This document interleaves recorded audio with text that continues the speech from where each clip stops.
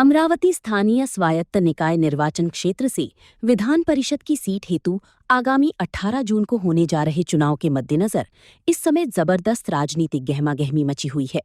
जिसके तहत जहां एक ओर राज्य के सत्ताधारी दल भाजपा के स्थानीय प्रमुख नेताओं के बीच खुद को विधान परिषद के चुनाव हेतु भाजपा की टिकट मिलने के लिए जबरदस्त प्रतिस्पर्धा चल रही है,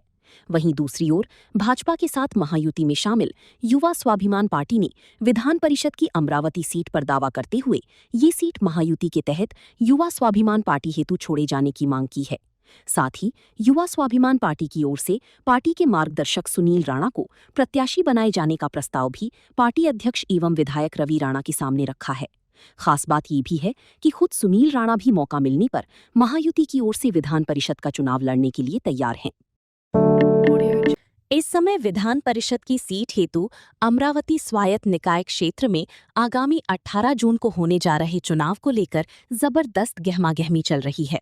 और हमेशा की तरह इस बार भी इस निर्वाचन क्षेत्र में परंपरागत प्रतिद्वंदी रहने वाले भाजपा व कांग्रेस जैसे दो प्रमुख राजनीतिक दलों के बीच ही सीधी भिड़ंत होने के पूरे आसार हैं।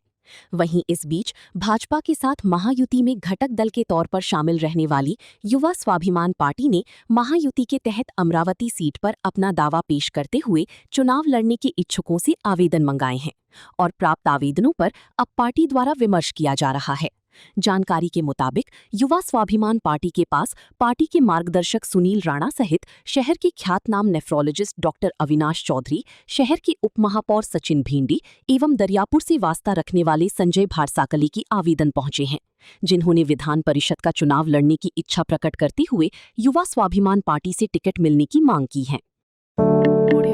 2 वर्ष पूर्व हुए लोकसभा व विधानसभा चुनाव के समय महायुति के घटक दलों में जिस तरह की एकजुटता व मजबूती दिखाई दी थी, लगभग उसी तरह का दृश्य अब अमरावती स्वायत्त निकाय निर्वाचन क्षेत्र में विधान परिषद की सीट पर होने जा रहे चुनाव के समय भी महायुति में दिखाई देगा,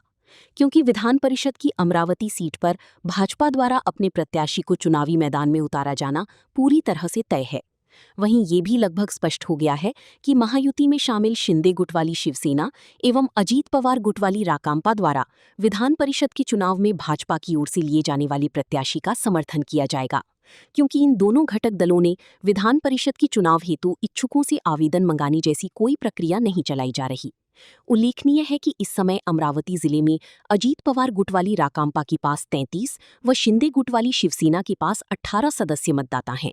साथ ही अब चूंकि प्रहार पार्टी के मुखिया व पूर्व मंत्री बच्चू कडू ने शिंदे गुट वाली शिवसेना में प्रवेश कर लिया है, जिसके चलते जिले की अलग अलग निकायों में रहने वाली प्रहार पार्टी के 21 सदस्यों के वोट भी अब शिंदे सेना के साथ जुड़ जाएंगी, जिसके चलते शिंदे सेना के पास अब 39 वोट हो गए हैं। लेकिन इसके बावजूद भी महायुति में शामिल शिंदे सेना व अजीत पवार गुट वाली राकांपा जैसे घटक दलों द्वारा विधान परिषद के चुनाव को लेकर अपने स्तर पर कोई आवेदन प्रक्रिया नहीं चलाई जा रही, जिसका सीधा मतलब है कि महायुति में शामिल दोनों प्रमुख घटक दलों द्वारा महायुति का नेतृत्व करने वाली भाजपा की ओर से विधान परिषद चुनाव में दिए जाने वाली प्रत्याशी की दावेदारी का समर्थन किया जाएगा।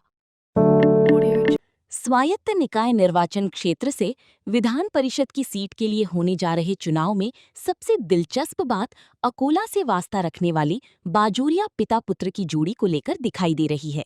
क्योंकि जहां पिता व पूर्व विधायक गोपी किशन बाजोरिया महायुति के तहत शिंदे सेना की टिकट पर अमरावती की सीट से चुनाव लड़ने की इच्छुक हैं, वहीं उनके बेटे तथा विधायक विप्लव बाजोरिया महायुति के तहत शिंदे सेना की टिकट पर हिंगोली परभणी सीट से चुनाव लड़ने की तैयारी में जुटे हुए हैं। लेकिन जमीनी हकीकत ये है कि अमरावती निकाय क्षेत्र से भाजपा द्वारा तथा हिंगोली परभणी सीट निकाय क्षेत्र से अजीत पवार गुट वाली राकांपा द्वारा अपने प्रत्याशियों को मैदान में उतारते हुए चुनाव लड़ने की तैयारी की जा रही है, जिससे बाजोरिया पिता पुत्र के राजनीतिक भविष्य पर फिलहाल सवालिया निशान लगती नजर आ रही हैं। बता दें कि विधायक गोपी किशन बाजोरिया ने इससे पहले लगातार 3 बार अकोला वाशिम बुल्ढाना स्वायत्त निकाय क्षेत्र का विधान परिषद में प्रतिनिधित्व किया है। वहीं उनके बेटे विप्लव बाजोरिया इससे पहले हिंगोली परभणी निकाय निर्वाचन क्षेत्र से विधान परिषद की सदस्य रह चुके हैं, परंतु शिवसेना व राकांपा में हुई 2 फाड़ के बाद बाजोरिया पिता पुत्र के लिए अब राजनीतिक स्थितियां पूरी तरह से उलट गई हैं,